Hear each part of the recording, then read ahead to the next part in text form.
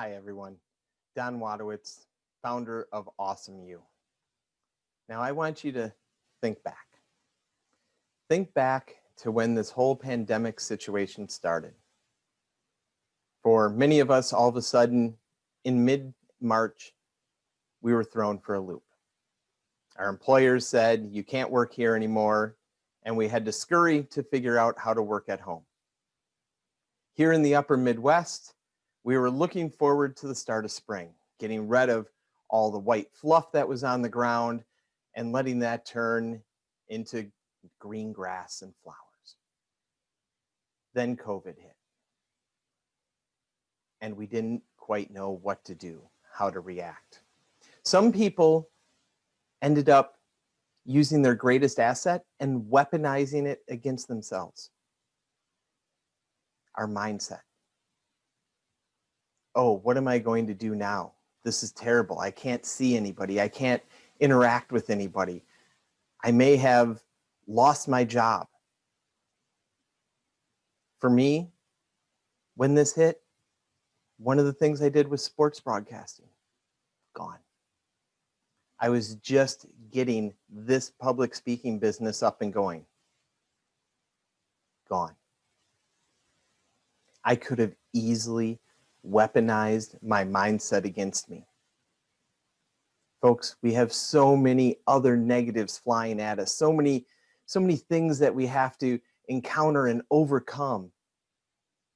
It's not worth it to weaponize our mindset against us when we have another option that's powerful, and that's turning our mindset into an asset.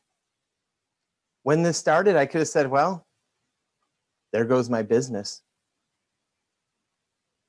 Instead, I put up my defense wall and I didn't let myself weaponize my mindset against me. I said, what can I do given the hand that I've just been dealt? I started reading. I started going through boxes that we had moved from house to house, apartment to apartment that had never been open for 20 years. And I said, what's in here? Start organizing. And as part of that, I said, some of these things have value. And I started throwing them up on auction sites and making some extra income. Now I make it sound easy, but it's difficult not to weaponize our mindset against ourselves.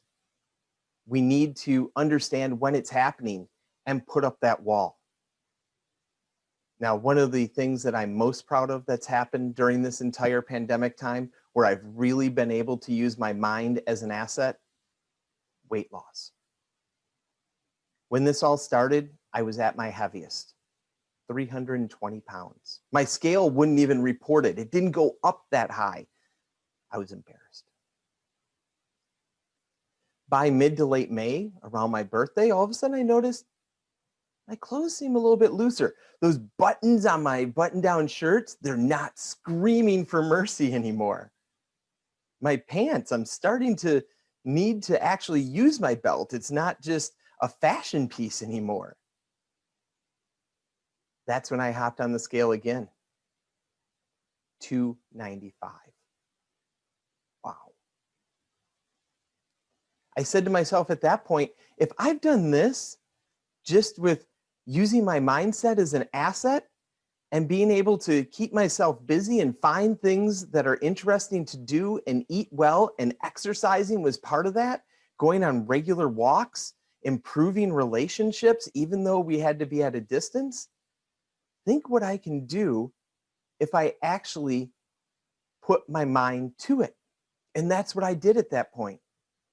And today, from 320 to 295 in mid to late May, we sit here in mid-October and I am 260. And now it's important to mark success along the way. Kind of how you mark your kids' heights or your parents marked your heights on the door frame, I've been doing that as well. This is my belt. You can see where I've gone over time. Well-worn belt. And I've had to add some notches. These notches over here, these last 3, are ones that I've added since I've started this. And now friends go to me and they go, when I post pictures, dude, get a new belt. Reward yourself with that. This is more important to me than a new belt, though. This marks my success, where I came from to where I am now.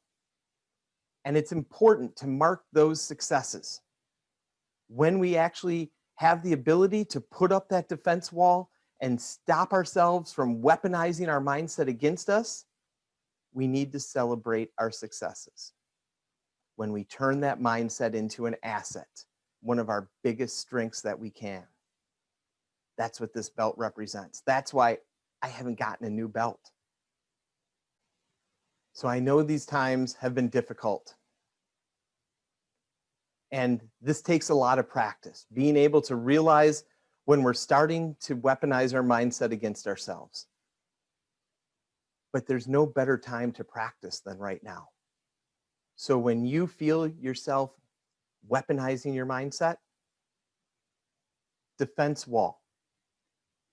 What are the good things that could come out of this? What is something positive that I could do? And come up with a few different ideas.